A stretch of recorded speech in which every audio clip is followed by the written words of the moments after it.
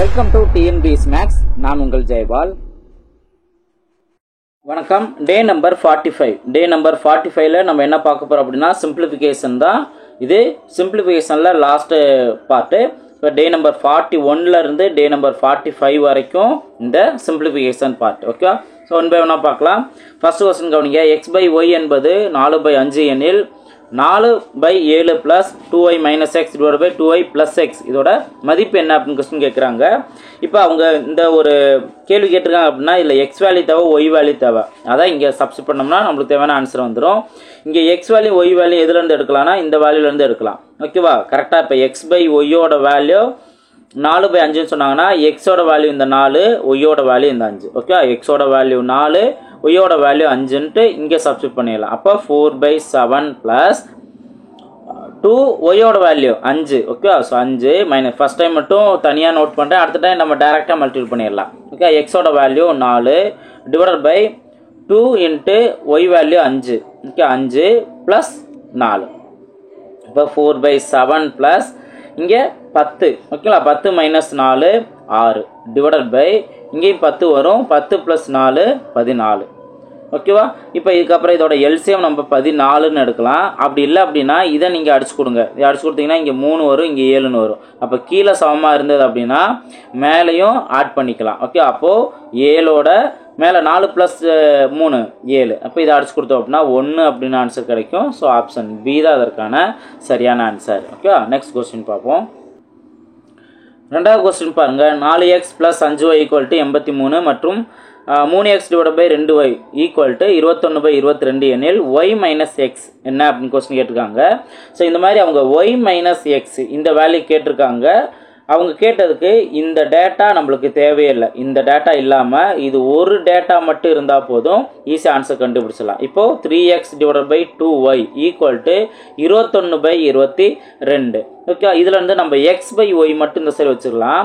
இப்போ 21/22ஓட இந்த 3 value equal to இந்த சைடு போகும்போது டிவைடாக மாறுமா? அப்போ இந்த சைடு நான் டிவைடில் இங்கே நோட் பண்ணிடுறேன். அடுத்து 2 வேல்யூ இந்த சைடு போகும்போது மல்டிபிளாக மாறுமா? அப்போ இங்கே நான் நோட் பண்ணிடுறேன். இப்போ இதை சிம்பிளை பண்ணுங்க. 1 2 இங்கே 11.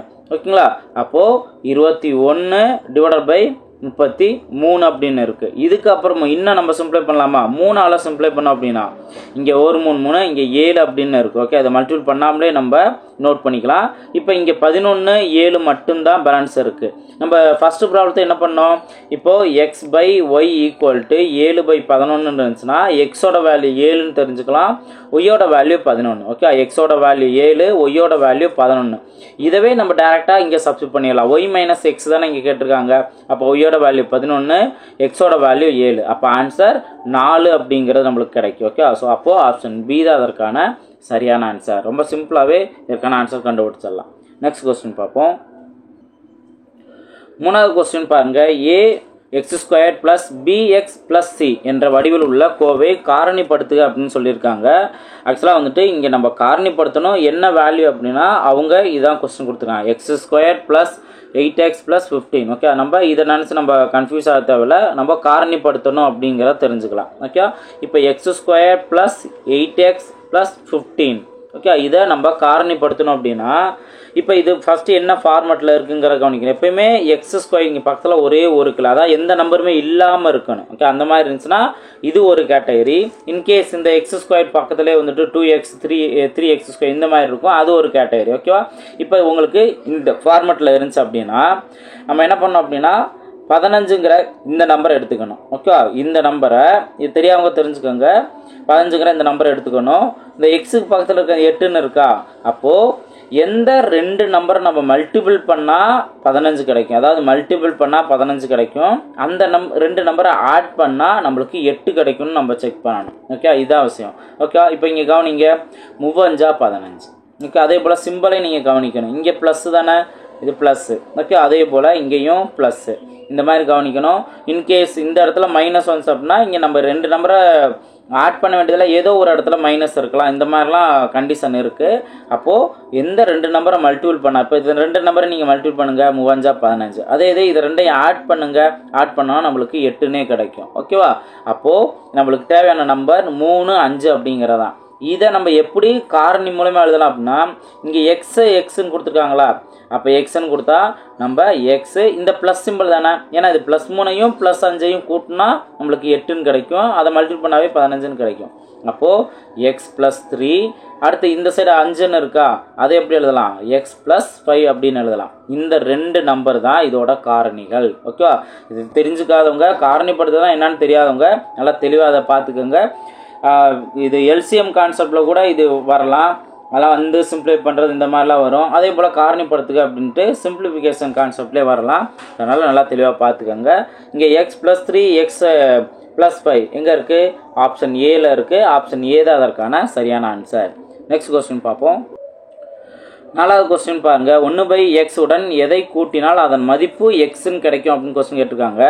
இப்போது 1/xோட ஏதோ ஒரு நம்பர் கூட்ட போகிறேன், நான் அந்த நம்பர் கூட்ட வேண்டியதா ஏன்னு எடுத்துக்கிறேன். ஏன்னா இங்கேயும் நம்ம மறுபடியும் எக்ஸ்ன்னு எடுத்துட்டோம் அப்படின்னா கன்ஃபியூஸ் ஆயிடும். ஏ = நம்மளுக்கு என்ன கிடைக்கணும், எக்ஸ்ன்னு கிடைக்கணும். இதுதான் ஃபார்மேட். ஓகேவா, 1/x உடன் எதை கூட்டினால், நான் அந்த கூட்டுற வேல்யூ நான் ஏன்னு எடுத்துக்கிறேன், கூட்டினா மறுபடியும் என்ன கிடைக்கணும், எக்ஸுங்கிற கிடைக்கணும். ஓகே, இப்போ நம்ம என்ன பண்ணணும், அந்த ஏவோட வேல்யூ என்னங்கிறத கண்டுபிடிக்கணும். அப்போ என்ன பண்ணுறேன், ஏ மட்டும் இந்த சைடு வச்சுக்கிறேன், இந்த வேல்யூ ப்ளஸில் இருக்குது, ஈக்குவல் அந்த சைடு போகும்போது மைனஸாக மாறும். அப்போது எக்ஸ் -1/xன்னு மாறும். ஓகே, இப்போ இது காமனாக எல்சிஎம் எடுத்தோம் அப்படின்னா இந்த எக்ஸோட இந்த எக்ஸை மல்டிபிள் பண்ணுமா, அப்போ x² இருக்கும், இந்த -1 அப்படியே இருக்கும். இதுதான் ஏவோட மதிப்பு. ஓகே, அப்போது நம்மளுக்கு இந்த x² -1/x இதை மல்டிபிள் பண்ணால் தான் நம்மளுக்கு மறுபடியும் என்னன்னு கிடைக்கும், எக்ஸ்னே கிடைக்கும். அப்போ ஆப்ஷன் டி தான் அதற்கான சரியான ஆன்சர். நெக்ஸ்ட் கொஸ்டின் பார்ப்போம். 5வது கொஸ்டின் பாருங்க, x² -3x -10 divided by x² -x -20 into x² -2x + 4 divided by x³ + 8. ஓகேவா, இதோட வேல்யூ சுருக்கு அப்படின்னு கொஸ்டின் கேட்டிருக்காங்க. இப்போ 1 பை 1 நீங்கள் கவனிங்க, x² -3x -10 divided by x² -x -20 into x² -2x + 4 divided by இங்கே x³ இருக்கா. அடுத்து என்ன பண்ணுறேன் அப்படின்னா, இந்த 8 அப்படிங்கிறத 2³ நான் எடுத்துக்கிறேன். ஓகேவா, 8 மட்டும் நான் என்ன பண்ணியிருக்கேன், 2³ எடுத்திருக்கேன். இப்போ இது என்ன ஃபார்மெட்டில் இருக்குது, a³ + b³ ஃபார்மெட்டில் இருக்குது. இதற்கான ஃபார்முலா என்ன, a + b into a² + b² -ab. Okay, இந்த மாதிரி நீங்கள் -ab + b² இந்த சைடு நீங்கள் நோட் பண்ணுறதாலும் நோட் பண்ணிக்கலாம். எப்படி நோட் பண்ணலாம், இப்போ இதில் -ab + b² இப்படி நீங்கள் நோட் பண்ணதாலும் நோட் பண்ணிக்கலாம். ஓகே, இதுக்கேற்ற அப்படி இந்த வேல்யூவை நம்ம விரிவாக எழுதணும் அப்படின்னா எப்படி கிடைக்குன்னு பாருங்கள். இப்போ 1 பை 1 நம்ம நோட் பண்ணலாம். இந்த வேல்யூக்கான காரணி நான் ஏற்கனவே சொல்லியிருக்கேன்ல, ஒரு நம்பர் அதாவது -10ங்கிற நம்பர் எந்த 2 நம்பரை மல்டிபிள் பண்ணால் -10 கிடைக்கும், அதை நம்ம ஆட் பண்ணால் -3 கிடைக்கும் அப்படிங்கிற பார்க்கணும். இப்போ பார்த்தீங்க அப்படின்னா i2 10, இதுக்கு எதுக்கு மைனஸ் பண்ணோம், இங்கே நம்மளுக்கு இந்த கூட்டினாவோ கழித்தாவோ என்ன வரணும், -3ன்னு வரும். அப்போ பெரிய நம்பருக்கு தான் நம்ம மைனஸ் போடணும். அப்போ தான் வந்துட்டு -5ஓட +2 கூட்டினோம் அப்படின்னா நம்மளுக்கு மறுபடியும் -3ங்கிறதே கிடைக்கும். ஓகே, கரெக்டாக. அப்போது இது -5 + 2 மேலே இருக்க காரணிகள் என்ன, x -5 அடுத்தது x + 2. ஓகேவா, டிவைடட் பை அதே போல தான் இங்கேயும் நம்ம பார்க்கணும். எப்படி நம்ம செக் பண்ணணும், எந்த 2 நம்பரை மல்டிபிள் பண்ணால் -20 கிடைக்கும், அந்த 2 நம்பரை ஆட் பண்ணால் நம்மளுக்கு என்ன கிடைக்கும், இந்த இடத்துல எக்ஸுக்கு பக்கத்தில் என்ன இருக்குன்னு அர்த்தம், -1 இருக்குன்னு அர்த்தம். ஓகேவா, இப்போது இங்கே பாருங்கள் 4 5 20. இப்போ எந்த டேர்ம் மைனஸில் இருக்கணும், பெரிய நம்பர் தான் மைனஸில் இருக்கணும். ஓகேவா, இப்போ இதிலேருந்து என்ன நோட் பண்ணலாம், எக்ஸோட வேல்யூ ப்ளஸில் இருக்குது, இந்த 4 வேல்யூ ப்ளஸில் இருக்குது, அதே போல் 5ஓட வேல்யூ மைனஸில் இருக்குது. அப்போ x -y. அப்போ இந்த 2 நம்பருக்கு நம்ம காரணி என்னன்னு கண்டுபிடிச்சிட்டோம். இந்த இதுக்கு நீங்கள் எந்த காரணி நீங்கள் கண்டுபிடிக்க தேவையில்லை. என்ன பண்ணலாம் அப்படின்னா, இப்போ x² -2x + 4 அப்படிங்கிறத அப்படியே நோட் பண்ணிடுங்க. இப்போ இதை மட்டும் நம்ம ஃபார்முலா வைஸ் விரிவாக எழுதணும். அப்போ என்ன, x + 2 அப்படின்னு ஒரு ஏவோட வேல்யூ x, பியோட வேல்யூ 2. ஓகே, அப்போ கரெக்டாக சப்ஸ்டிட் பண்ணணும். இப்போ இங்கே என்ன வரும், x², ஏவோட வேல்யூ நம்ம எக்ஸ்ன்னு சொன்னோம்ல, ஏவோட வேல்யூ x, பியோட வேல்யூ 2ன்ட்டு இங்கே சப்ஸ்டிட் பண்ணோம். இப்போ -2x நான் மைனஸ் தானே இருக்குது, +4 2² வேல்யூ என்ன 4ன்னு இருக்கும். இப்போ பாருங்கள், இந்த மேலே இருக்க இந்த வேல்யூ சமமாக இருக்குது. அப்போ டிவைடில் இருக்கனால 2ஐயும் கேன்சல் பண்ணிடலாம். இப்போ இதுக்கு அடுத்து கவனிங்க, இந்த x + 2வும் இந்த x + 2வும் டிவைடில் இருக்கனால ஒன்றுக்கு ஒன்று டிவைடில் இருக்கனால கேன்சல் பண்ணிடலாம். அதே போல் X minus Y X minus Y இதுவும் கேன்சல் ஆயிடும். அப்போ மீதி இருக்குது என்ன 1/x + 4 1/x + 4 இது மட்டும்தான் இருக்குது. ஸோ அப்போது நமக்கு தேவையான ஆன்சர் பார்த்தோம் அப்படின்னா இதுதான் 1/x + 4 ஆப்ஷன் பி தான் அதற்கான சரியான ஆன்சர். ஓகேங்களா? ஸோ அது காரணிப்படுத்துகிற மெத்தடை நல்லா தெளிவாக புரிஞ்சுட்டோம் அப்படின்னா இதை எதையுமே கன்ஃபியூஸ் ஆகாமல் அடுத்தடுத்து ஃபாஸ்ட்டாக நம்ம ஆன்சர் கண்டுபிடிச்சிடலாம். ஓகேவா? நெக்ஸ்ட் கொஸ்டின் பார்ப்போம். 6வது கொஸ்டின் பாருங்க. 3x² - 6x + 4 = 0 என்ற சமன்பாட்டின் தீர்வுகள் ஆல்ஃபா பீட்டா எனில் alpha by beta plus beta by alpha இதை மதிப்பு காண்க அப்படின்னு கொஸ்டின் கேட்டிருக்காங்க. ஸோ இந்த மாதிரி ஆல்ஃபா பீட்டா அப்படிங்கிற கான்செப்ட் வந்துருச்சு அப்படின்னா நீங்கள் இந்த காரணிப்படுத்துக அப்படிங்கிற மெத்தட் தவிர்த்து வேறு இன்னொரு மெத்தடில் நீங்கள் சால்வ் பண்ணணும். ஓகே, என்ன அப்படின்னா ஃபஸ்ட்டு அவங்க கொடுத்துருக்க மெத்தட் என்ன 3x² - 6x + 4 = 0 இந்த வேல்யூ நீங்கள் என்ன பண்ணணும் அப்படின்னா ஃபஸ்ட்டு இது என்ன ஃபார்மெட்டில் இருக்குது அப்படிங்கிறத தெரிஞ்சிட்டிங்கன்னா இங்கே x² அப்படிங்கிற கான்செப்ட் அதே போல் alpha plus beta X plus alpha into beta இந்த ஃபார்மெட்டில் இருக்குது அப்படிங்கிறத நீங்கள் புரிஞ்சுக்கணும். இதில் நீங்கள் ஒரே ஒரு மாற்றம் பண்ண வேண்டியது இருக்குது. என்ன அப்படின்னா இங்கே x² மட்டும் இருந்தால் தான் நம்ம இந்த ஃபார்மெட்டில் எடுக்கணும் அப்படிங்கிற கண்டிஷன் இருக்குது. ஆனால் இங்கே நீங்கள் கவனிங்க கொடுத்துருக்க கொஸ்டினில் எக்ஸ்ட்ரா இங்கே 3ன்னு இருக்குது. அப்போ என்ன பண்ணுறோம் அப்படின்னா இந்த பர்டிகுலர் கொஸ்டினில் நம்ம 3ஆல் எல்லாத்தையும் டிவைட் பண்ணுறோம். டிவைட் பண்ணும்போது இந்த சைடு இருக்க 3 அதாவது x² இருக்க 3 கேன்சல் ஆயிரும். ஓகேவா? டிவைட் பை 3ங்கிற போது அதே போல் இங்கே பார்த்தீங்க அப்படின்னா -6/3x + 4/3 = 0. இப்போ இதை அடிச்சு கொடுத்தோம் அப்படின்னா என்ன வரும் 2ன்னு வருமா? இப்போ ஃபைனலாக பார்த்தீங்க அப்படின்னா x² - 2x + 4/3 = 0 அப்படிங்கிறது இருக்குது. ஓகேவா?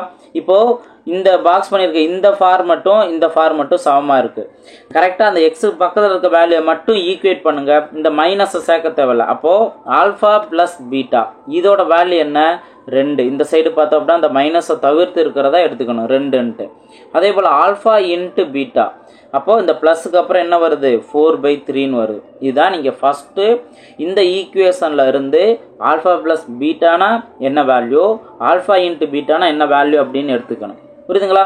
இப்போ இதுக்கு அடுத்து தான் அவங்க கேட்டிருக்க கொஸ்டின்கே வர்றோம்.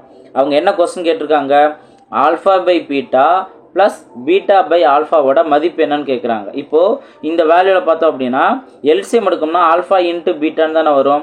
அப்போ இதை கிராஸ் மல்டிபிள் பண்ணுற மாதிரி இருக்கும். அப்போ α² ப்ளஸ் β² இந்த வேல்யூ கிடைக்கும். இப்போது நான் ஒரு மாடிஃபை பண்ணுறேன். மேலே இருக்க வேல்யூவை ஒரு மாடிஃபை பண்ணுறேன். என்ன அப்படின்னா இது ஆல்ஃபா ப்ளஸ் β² நோட் பண்ணுறேன். அதாவது a plus b whole square value என்ன a² plus b² plus 2ab அப்படின்னு இருக்குது.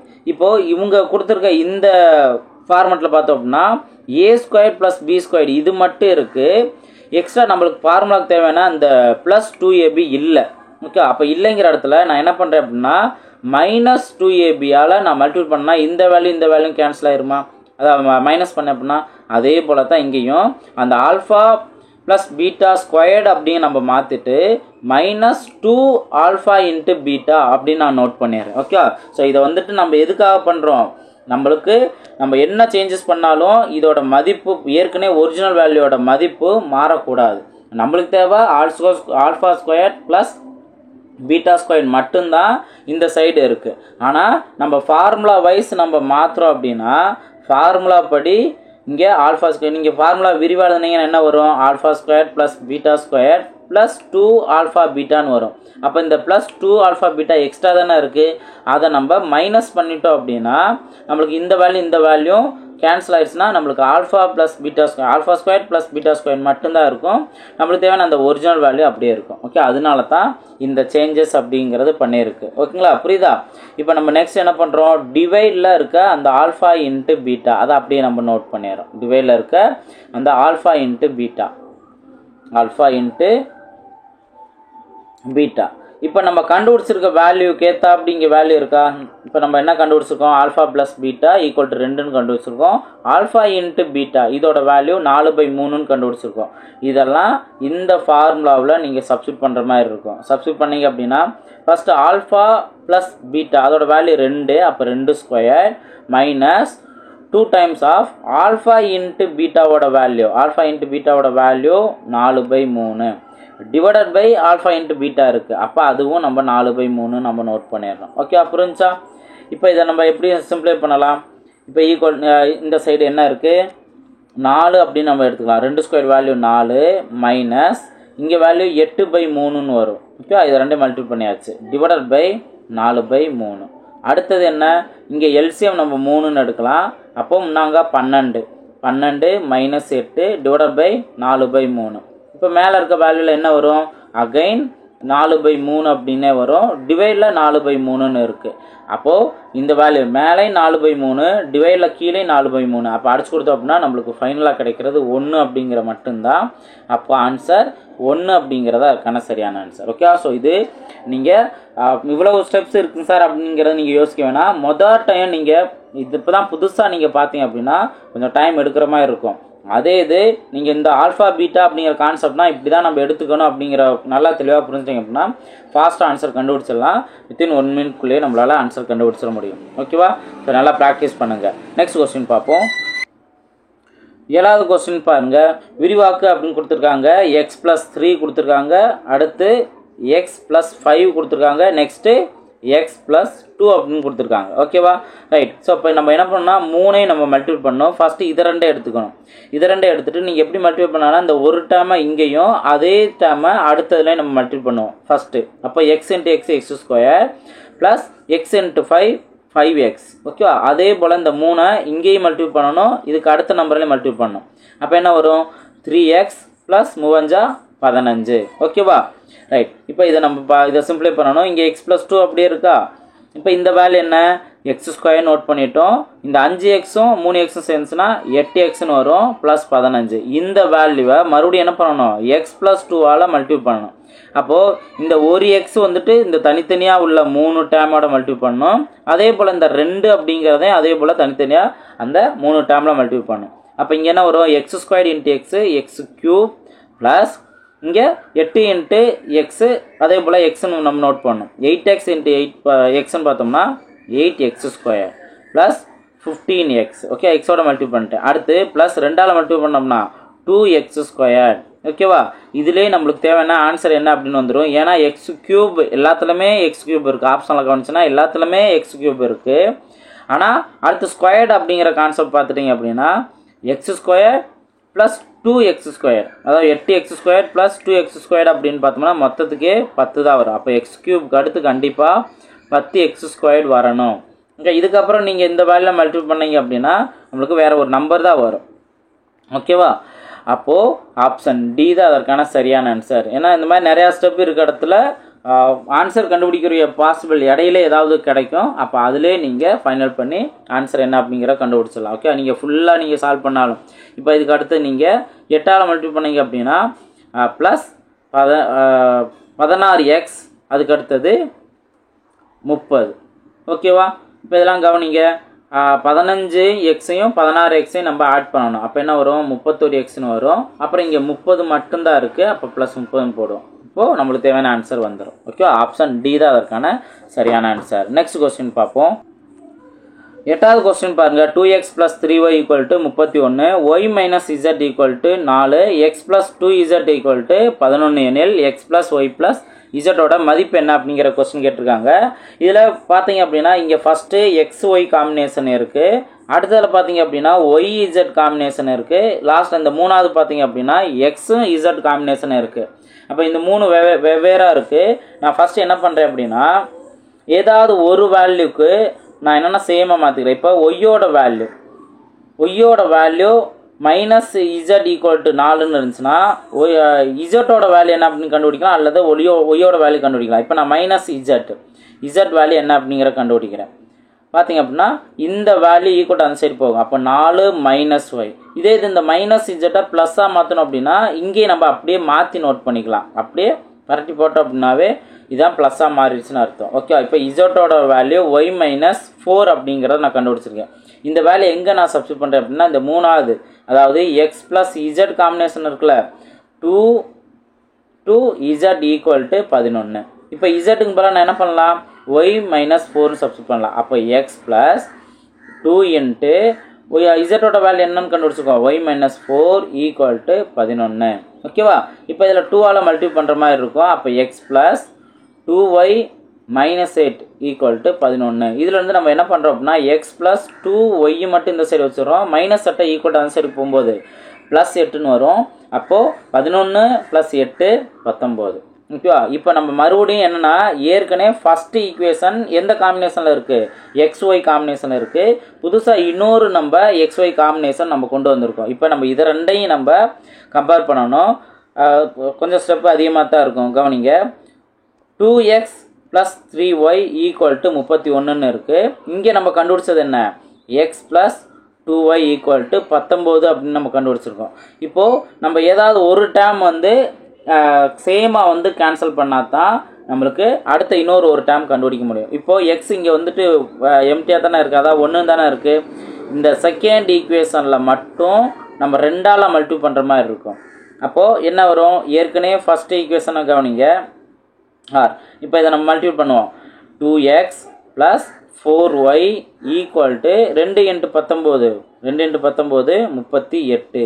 இதுதான் நம்ம இந்த ஈக்குவேஷனை 2ஆல் மல்டிப்ளை பண்ணதுக்கு பின்னாடி கிடைக்கிற வேல்யூ. அப்போ ஃபஸ்ட் ஈக்குவேஷன் இந்த வேல்யூ இங்கே டிவைடில் நோட் பண்ணுங்கள். 2x plus 3y equal to 31.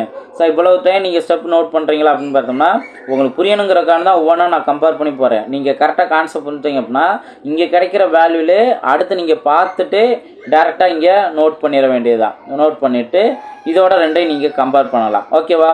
இப்போ என்ன சிம்பிள் மாற்றுற மாதிரி இருக்குமா, சிம்பிள் எல்லாமே ப்ளஸ் இருந்தால் மைனஸை மாற்றிடணும். இப்போது எக்ஸ் சேமாக இருக்கனால கேன்சல் பண்ணிடுவோம். அப்போ நம்மளுக்கு ஒய் வேல்யூ மட்டும் கிடைக்கும். 4 ஒயில் 3 ஒய் போனுச்சுன்னா பேலன்ஸ் ஒய் மட்டும்தான். இப்போ 38ல் 31 போனுச்சு அப்படின்னா பேலன்ஸ் 7. அப்போ ஒய்யோட வேல்யூ கண்டுபிடிச்சிட்டோமா. இனி நம்ம ஒவ்வொன்றா அவங்க கொடுத்துருக்க வேல்யூலேருந்து சப்ஸ்டிட் பண்ணிடலாம். இப்போது y minus z equal to 4 அப்படின்ட்டு கொடுத்துருந்தாங்க, அதில் ஒய்யோட வேல்யூ சப்ஸ்டிட் பண்ணிடலாம். அப்போ சப்ஸ்டிட் பண்ணோம் அப்படின்னா நம்மளுக்கு 7 மைனஸ் இசட் ஈக்குவல் டு 4. இதுலேருந்து மைனஸ் இசட்டோட வேல்யூ 4 மைனஸ் 7 அப்படின்னு வந்திருக்கும் ஈக்குவல் டு அந்த சைடு வரும்போது.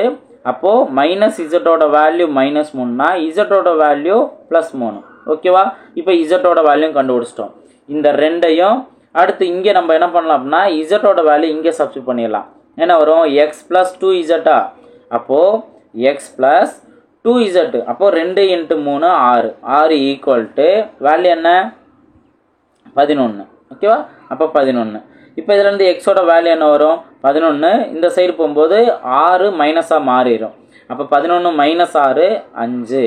ஓகேவா? இப்போ அவங்க கேட்டிருக்கிறது என்ன, இப்போ தான் அவங்க கேட்டிருக்க வேல்யூக்கு வர்றோம். எக்ஸ் ப்ளஸ் ஒய் ப்ளஸ் இசட்டோட வேல்யூ கேட்குறாங்க. அப்போது 7 plus 3 3 plus 5 8 plus 5. Okay, 8 plus 5 15. Okay, option D தான் அதற்கான சரியான ஆன்சர்.